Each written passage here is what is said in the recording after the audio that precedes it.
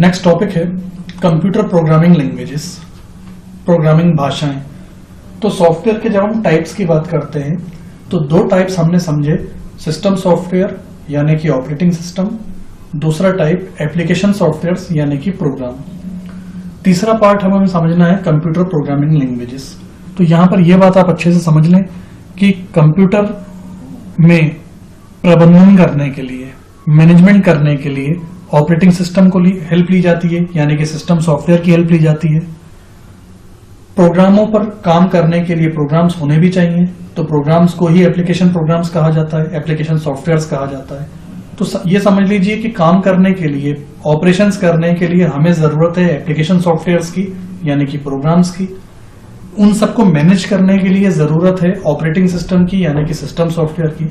अब सवाल ये पैदा होता है कि इन सॉफ्टवेयर्स को बनाया कैसे जाए, यानी कि जिन सिस्टम सॉफ्टवेयर्स की हम बात कर रहे हैं या जिन एप्लीकेशन सॉफ्टवेयर्स की हम बात कर रहे हैं उन्हें क्रिएट भी तो किया जाता होगा।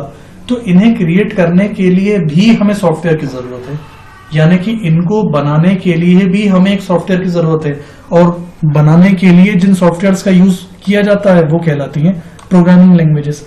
यूं समझ लीजिए कि जो प्रोग्राम्स आप अपने सामने देखते हो, जो सॉफ्टवेयर्स आप देखते हो आपके सामने, वो भले ही MS वर्ड हो, एक्सेल हो, पावर पॉइंट हो या फिर कस्टमाइज सॉफ्टवेयर जो आप शॉपिंग मॉल में देखते हो या किसी अकाउंटेंट के पास देखते हो या बैंक में देखते हो, बैंकिंग सॉफ्टवेयर, या ट्रेन रिजर्वेशन कराने के लिए आप जो सॉफ्टवेयर देखते हो, इन सॉफ्टवेयर्स को कभी ना कभी तो क्रिएट किया ही जाता होगा।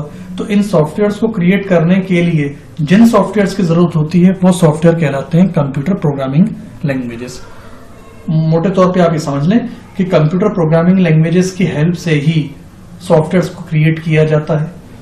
देखिए, सॉफ्टवेयर्स जो इस तरह से काम करते हैं तो उन्हें कभी ना कभी तो समझाया ही जाता होगा सिस्टम को कि यूजर जब इस तरह की एक्टिविटी करे तो सिस्टम को, प्रोग्राम को क्या रिस्पॉन्स देना है, यूजर अगर इस तरह का ऑपरेशन करे तो प्रोग्राम को क्या रिस्पॉन्स देना है। तो कुल मिला के प्रोग्राम बनाने के लिए कंप्यूटर को कुछ ना कुछ तो समझाया जाता है, और समझाने के लिए जिस सॉफ्टवेयर का यूज करते हैं वो कहलाती हैं प्रोग्रामिंग लैंग्वेजेस।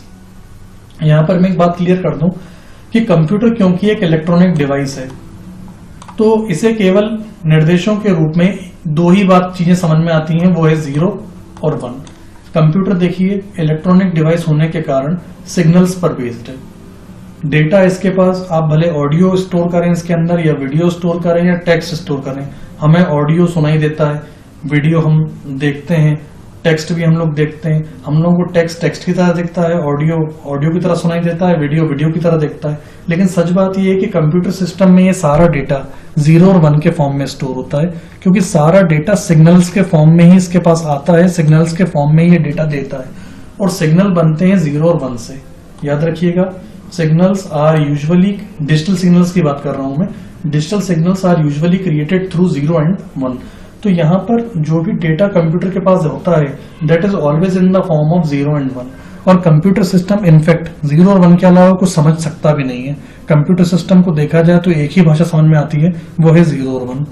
तो कंप्यूटर सिस्टम को समझाने के लिए शुरुआत में सबसे पहले शुरुआती समय में जिस पहली प्राथमिक भाषा का प्रयोग किया गया था वो स्वाभाविक ही यही भाषा थी, 0 और 1। और इस 0 और 1 की भाषा को हम मशीन लैंग्वेज के नाम से जानते हैं। याद रखिएगा, मशीन लैंग्वेज यानी कि कंप्यूटर की खुद की लैंग्वेज, कंप्यूटर की खुद की भाषा जो कि 0 और 1 से मिलकर बनी हुई होती है। इसे ही बाइनरी लैंग्वेज के नाम से भी जाना जाता है, बाइनरी भाषा जो कि 0 और 1 से मिलकर बनी हुई होती है। तो क्योंकि कंप्यूटर सिस्टम वास्तविकता में केवल 0 और 1 की भाषा ही समझ सकता है, इसलिए कंप्यूटर सिस्टम के शुरुआती समय में कंप्यूटर सिस्टम को समझाने के लिहाज से जिस भाषा का सबसे पहले प्रयोग किया गया था वो भाषा थी या है बाइनरी लैंग्वेज के नाम से जानी जाती है। इस चार्ट में आप देखेंगे तो आपको ये बात समझ में आएगी, कंप्यूटर प्रोग्रामिंग भाषाओं में सबसे पहले कैटेगरी रखी गई है मशीन भाषाएं, जो मैंने आपको बताया मशीन लैंग्वेज। मशीनी भाषा कंप्यूटर की आधारभूत यानी कोर लैंग्वेज है, बेसिक भाषा है। यह केवल 0 और 1 दो अंकों के प्रयोग से ही लिखी जाती है, 0 और 1 से ही समझी जाती है।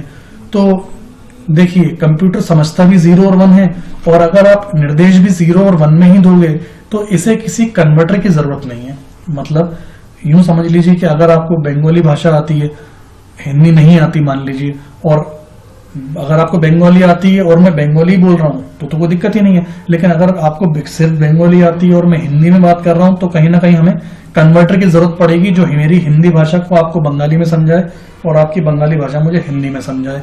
तो जब कंप्यूटर सिस्टम को समझ में ही 0-1 आता है और हम निर्देश भी 0-1 में देंगे तो there is no need to have a converter over there, तो वहां पे किसी प्रकार के कन्वर्टर की जरूरत नहीं है। यही बात यहाँ लिखी हुई है।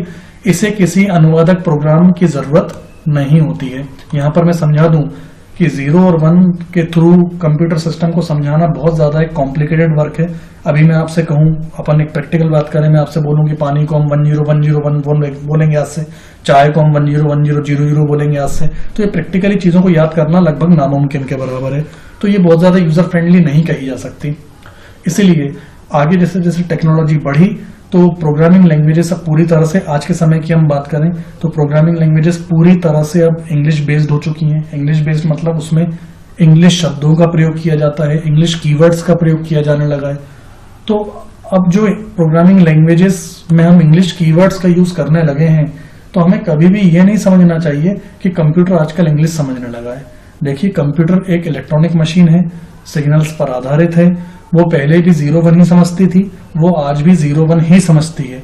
बस फर्क ये है कि हमने अपनी सुविधा को ध्यान में रखते हुए जल्दी जल्दी निर्देश दे सकें, इस बात को ध्यान में रखते हुए ऐसी प्रोग्रामिंग लैंग्वेजेस डेवलप कर ली हैं जिसमें हम लिखते हैं इंग्लिश कोड वर्ड्स, लेकिन कंप्यूटर को वो इंग्लिश कोड वर्ड समझ में नहीं आते हैं।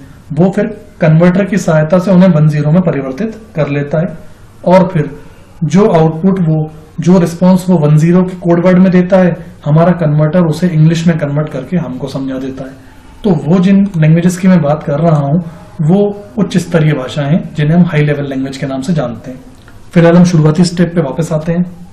मैंने आपको ये बताया कि कंप्यूटर सिस्टम को केवल 0-1 समझ में आता है।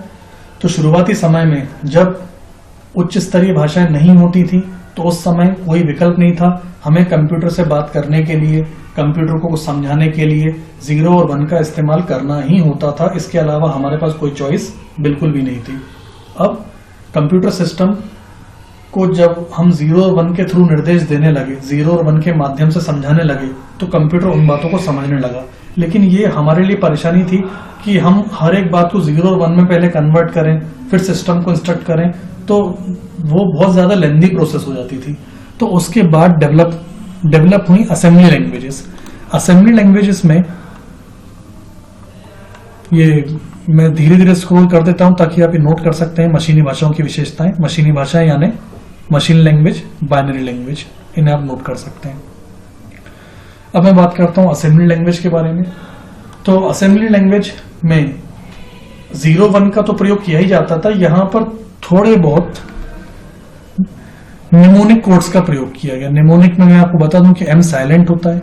निमोनिक कोड वर्ड्स में कुछ कोड वर्ड्स का इस्तेमाल किया गया जिनके पहले से बाइनरी कोडिंग एक कन्वर्टर के थ्रू स्टोर कर दी गई थी। कहने का मतलब यह है कि एक डिक्शनरी बनाई गई, उस डिक्शनरी में कुछ कोडवर्ड्स के बाइनरी पहले से ही सेट कर दिए गए। उदाहरण के तौर पे अगर कोई ऑपरेशन लोड कराना है तो उसका शॉर्टकट था LDA।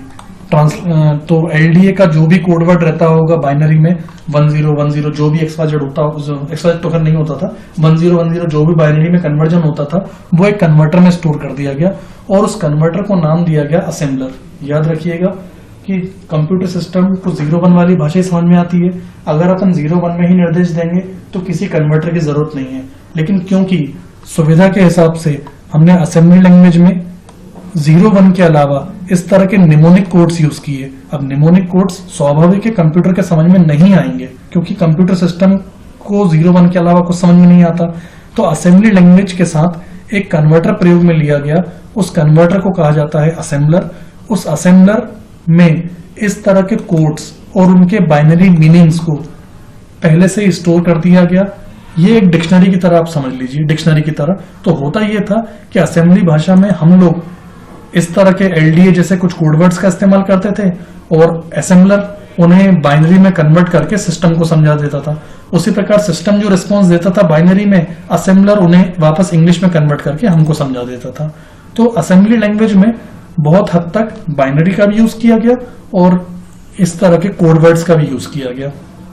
अब कोड वर्ड्स का इस्तेमाल होने के कारण ये लैंग्वेज मशीन लैंग्वेज की तुलना में थोड़ी आसान हो गई, क्योंकि मशीन लैंग्वेज में तो 0 और 1 के अलावा कुछ था नहीं, तो यहाँ 0 1 भी थे और 0 1 के अलावा इस तरह के कोड वर्ड्स भी थे। इनको मैं धीरे धीरे स्क्रॉल कर रहा हूं ताकि आप इन्हें नोट कर सकते हैं। जब असेंबली लैंग्वेज को बहुत ज्यादा सक्सेस मिली और लगा कि हाँ इससे बहुत ज्यादा हमको सुविधा हुई है, तो हाई लेवल लैंग्वेजेस डेवलप की गई। हाई लेवल लैंग्वेजेस के बारे में मैं आपको बता दूं कि हाई लेवल लैंग्वेजेस में पूरी तरह से इंग्लिश कीवर्ड्स का ही प्रयोग किया जाने लगा था, क्योंकि 0 1 में हमको कभी भी सुविधा नहीं रही है। तो हाई लेवल लैंग्वेजेस में डिक्शनरी डेवलप की गई और यूजुअली 2 तरह की डिक्शनरीज डेवलप की गई, पहली कंपाइलर और दूसरी इंटरप्रेटर। यहां मैं इन दोनों का डिफरेंस अभी आपको बता दूंगा। फिलहाल आप यूं समझ लीजिए कि हाई लेवल लैंग्वेजेस में हम लोगों को निर्देश इंग्लिश में ही देने होते हैं और ये इनमें लगे हुए कन्वर्टर उन इंग्लिश कीवर्ड्स को बाइनरी में परिवर्तित कर देते हैं। ठीक वैसे ही सिस्टम से जो रिस्पॉन्स उन्हें बाइनरी में रिसीव होता है वो इंग्लिश में कन्वर्ट करके हमें बता देते हैं। कई लैंग्वेजेस आपने नाम सुन रखे होंगे, जैसे basic, beginners, all purpose symbolic instructions code, COBOL, common business oriented language, Fortran, formula translation, pascal वगैरह, C++, ये सारी हाई लेवल लैंग्वेजेस हैं। अगर आप इनके थ्रू प्रोग्राम्स क्रिएट करते हो तो आपको बाइनरी लिखने की कोई जरूरत नहीं है। Only you have to write English keywords according to their rules. उनके प्रोग्रामिंग लैंग्वेज के नियम के हिसाब से आपको इंग्लिश कीवर्ड्स लिखने होंगे और वो इंग्लिश कीवर्ड्स को इनमें लगे हुए कंपाइलर या इंटरप्रेटर कन्वर्ट कर देते हैं 0 और 1 में। कंप्यूटर सिस्टम को 0 और 1 के फॉर्म में वो निर्देश दे दिए जाते हैं। ठीक उसी तरह से वहां कंप्यूटर से जो 0 और 1 में निर्देश, जो आउटपुट हमें प्राप्त होता है, वो ये इंग्लिश में कन्वर्ट करके हमको बता देते हैं। कुल मिला के यहाँ पर भी स्वाभाविक है, क्योंकि हम बाइनरी 0 1 का प्रयोग नहीं कर रहे हैं, तो यहाँ पर कन्वर्टर प्रोग्राम की आवश्यकता तो है ही। अब मैं आपको बता दूं कि कन्वर्टर के फॉर्म में कंपाइलर और इंटरप्रेटर यूज में लिए जाते हैं, लेकिन इन दोनों में डिफरेंस क्या है तो बहुत अच्छे तरीके से आप समझ लीजिए। कंपाइलर और इंटरप्रेटर में खास अंतर यह है कि इंटरप्रेटर एक समय में केवल एक लाइन के इंग्लिश शब्दों को बाइनरी में ही परिवर्तित करता है। उदाहरण के लिए मान लीजिए कि ये कुछ हमने इंस्ट्रक्शंस लिखे हैं, मान लीजिए कि पैराग्राफ इंस्ट्रक्शंस का है, तो इंटरप्रेटर क्या करेगा, पहले पहली लाइन के इंस्ट्रक्शंस को बाइनरी में कन्वर्ट करेगा, फिर दूसरी लाइन के इंस्ट्रक्शंस को बाइनरी में कन्वर्ट करेगा, फिर तीसरी लाइन के इंस्ट्रक्शंस को बाइनरी में कन्वर्ट करेगा। जबकि कंपाइलर की कैपेसिटी क्या होती है कि ये पूरे पेज के सारे निर्देशों को एक ही बार में बाइनरी में कन्वर्ट करने की क्षमता रखता है। मतलब यूं समझ लीजिए कि आप कंपाइलर ज्यादा कैपेबल है, इसकी स्पीड ज्यादा है, क्योंकि ये एक ही समय में पूरे पेज के पूरे प्रोग्राम के निर्देशों को बाइनरी में कन्वर्ट कर सकता है, जबकि इंटरप्रेटर एक समय में केवल एक ही लाइन, एक ही निर्देश को बाइनरी में कन्वर्ट कर पाता है। तो कई हाई लेवल लैंग्वेजेस कंसिस्ट होती हैं कंपाइलर से, कई हाई लेवल लैंग्वेज कंसिस्ट होती हैं इंटरप्रेटर से। दोनों में समानता यह है कि दोनों का ही काम है इंग्लिश कीवर्ड्स को बाइनरी में कन्वर्ट करना और ठीक उसके विपरीत बाइनरी कीवर्ड्स को इंग्लिश में कन्वर्ट करना। लेकिन असमानता जो मैंने आपको बताई, कंपाइलर फास्ट है, एक ही टाइम में सारे इंस्ट्रक्शंस को कन्वर्ट कर सकता है, जबकि इंटरप्रेटर फास्ट नहीं कहा जा सकता, ये एक टाइम में केवल एक ही इंस्ट्रक्शन को कन्वर्ट कर सकता है। लैंग्वेजेस की नेक्स्ट कैटेगरी हमको समझनी है, जो कि है 4th जनरेशन लैंग्वेजेस, जिसे हम यूजुअली 4GL के नाम से जानते हैं। अभी मैंने आपको हाई लेवल लैंग्वेजेस के बारे में बताया कि हाई लेवल लैंग्वेजेस में हमें बाइनरी लिखने की कोई जरूरत नहीं है। Only merely we have to write English keywords और जो हाई लेवल लैंग्वेजेस में कंपाइलर या इंटरप्रेटर होते हैं वो उन इंग्लिश कीवर्ड्स को बाइनरी में कन्वर्ट कर देते हैं। अब इसके बाद 4GL लैंग्वेजेस भी कंपाइलर यूजुअली कंपाइलर से ही कंसिस्टेड होती हैं, यहां पर भी इंग्लिश कीवर्ड्स ही लिखे जाते हैं, लेकिन इन्हें 4GL इसलिए कहा जाता है कि ये हाई लेवल लैंग्वेजेस के कंपैरिजन में फास्ट लैंग्वेजेस हैं और स्मार्ट कही जा सकती हैं। स्मार्ट मतलब इनमें एरर ढूंढना, एरर फाइंड आउट करना बहुत ज्यादा इजी होता है और इनके एडिटर्स यूजुअली इतने स्मार्ट होते हैं कि छोटी मोटी मिस्टेक्स जो हम प्रोग्रामिंग में करते हैं वो लगभग खुद ही सही कर देते हैं। जैसे गलती से हमने स्पेस नहीं छोड़ा या कोई कीवर्ड हम लोग को याद नहीं आ रहा है तो वो ऑटोमेटिकली हम लोगों को स्मार्टली वो हिंट दे देंगे, या जैसे ही आपने कंट्रोल के साथ एंटर करा तो वो ऑटोमेटिकली कोड को टाइप कर देंगे। तो 4GL का मतलब ऐसी स्मार्ट लैंग्वेजेस से है जो हाई लेवल होने के कारण, हाई लेवल उनको इसलिए कहा जा सकता है क्योंकि इंग्लिश कोड वर्ड लिखना है, लेकिन हाई लेवल के कंपैरिजन में ये ज्यादा फास्ट है। और यूं समझ लीजिए कि यहाँ पर बहुत सारा कोड कम समय में किया जा सकता है, बहुत सारी कोडिंग हम कम से कम टाइम में कर सकते हैं क्योंकि इनमें एरर्स फाइंड आउट करना बहुत इजी होता है। स्मार्ट एडिटर्स होने के कारण छोटी मोटी मिस्टेक्स को ये ऑटोमेटिकली मैनेज कर लेते हैं, मैनेज करना इन द सेंस उसको खुद ही रीड आउट कर देते हैं, खुद ही सही कर लेते हैं। यही बात यहाँ पर समझाई हुई है कि चतुर्थ पीढ़ी की कंप्यूटर भाषाएं 4GL का एक समूह है जो मानव भाषा, विचार तथा अवधारणा के रूप में तृतीय पीढ़ी की कंप्यूटर भाषाओं की तुलना में तेजी से तथा सरलता से परिणाम प्राप्त करने का प्रयास करती हैं। मैं धीरे धीरे स्क्रॉल करता हूं ताकि आप इसको नोट भी कर सकें।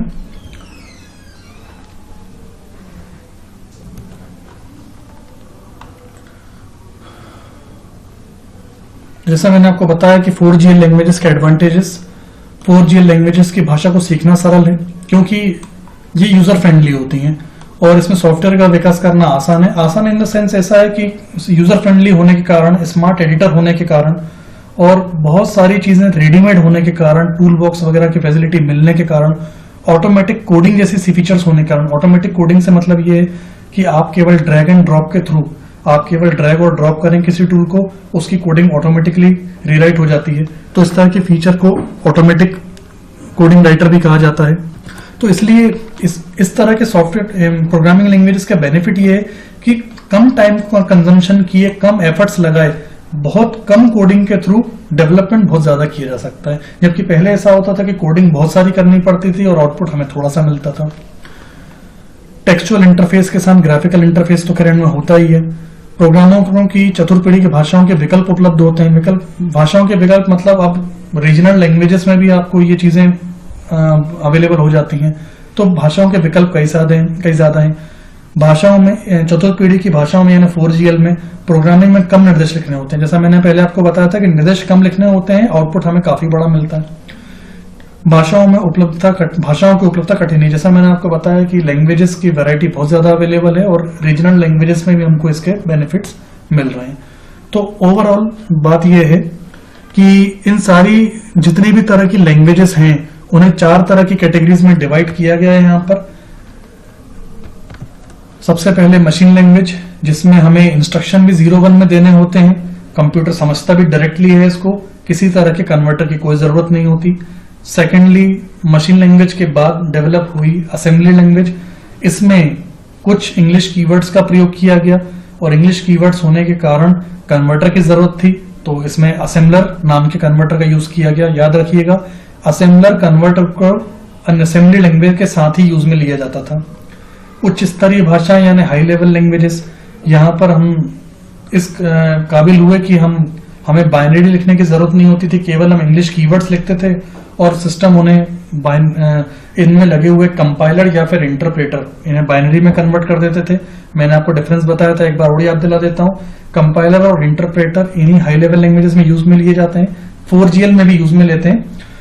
कंपाइलर और इंटरप्रेटर में डिफरेंस ये है कि कंपाइलर एक ही समय में पूरे पेज के इंस्ट्रक्शंस को एक ही बार में बाइनरी में कन्वर्ट करने की कैपेबिलिटी रखता है और इसके बजाय इंटरप्रेटर में ये कैपेबिलिटी होती है कि वो एक टाइम में केवल एक ही इंस्ट्रक्शन को बाइनरी में कन्वर्ट कर सकता है।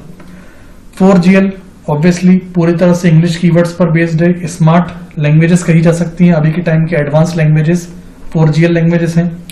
यूजुअली इनमें कंपाइलर का ही यूज किया जाता है और फास्ट प्रोग्रामिंग करने के लिए कम से कम निर्देशों की सहायता से बड़ा आउटपुट गेन करने के लिए, बड़े से बड़ा प्रोग्राम डेवलप करने में इन प्रोग्रामिंग लैंग्वेजेस की बहुत ज्यादा यूज में ली जाती हैं।